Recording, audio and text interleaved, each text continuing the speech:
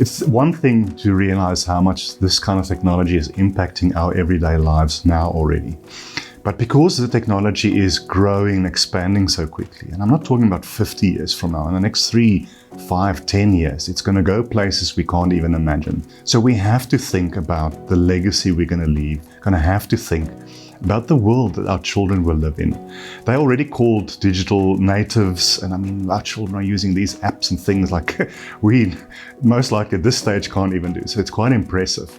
But when it comes to work or job displacements because of automation, when it comes to the kind of jobs that will be available in the future, that's a huge thing we should think about. We are not even able to imagine the jobs that will be either disappearing or new jobs that will be created in the next few years. So the question is definitely around education, not just tertiary education, even secondary or primary for that matter.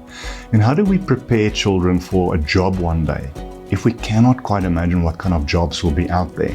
Imagine you did a 3-4 year degree and then you realize when you finish and you want to enter the job market that you're no longer employable. We should focus on the STEM subjects. We should focus on mathematics. We should focus on critical thinking, problem solving, because a lot of that, the technology for the foreseeable future will not be able to do. Then also these brain implants that I've already mentioned. Are we going to live in a world that Novel Harari mentions where it's the haves and the have-nots, but he actually speaks about the unemployable or the useless class. So what if only a few people can actually have jobs in 30 years from now, and the rest of our children have nothing because we've never trained them? So the societal impact, the ethical impact, the privacy impact on our children who all already when they're pre-teens have a digital footprint. These are things we should think about, and we should look at regulations around this for the sake of our children's future.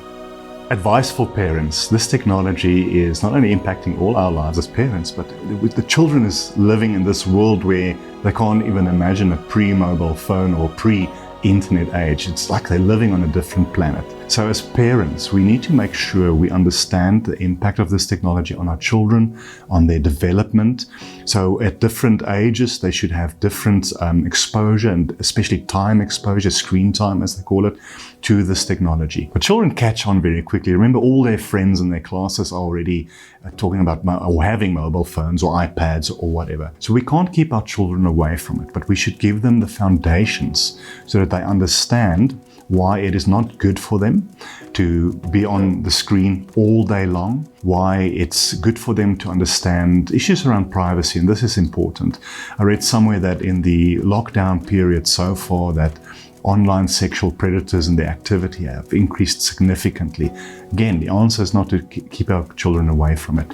Teach them what to look out for, like they would a predator that walks up to them at school. It's a strange person, I don't know you, starting to asking me weird questions. So any app or any device that's starting to ask personal information, where do you live, tell me your father or mother's name, and so forth, the children should be equipped to know to immediately go to their parents and say, this is what's happening. There are some great applications we can use as parents on our own phones to monitor what our children are doing, to block their screen time to certain limits, to get a flag when there's a website being accessed that could be pornography, for instance, and the like. So firstly, make sure your children are balanced when it comes to this technology and its exposure, that they embrace it and not fear it, but that they also know the rules. I almost want to call it being streetwise when it comes to this technology.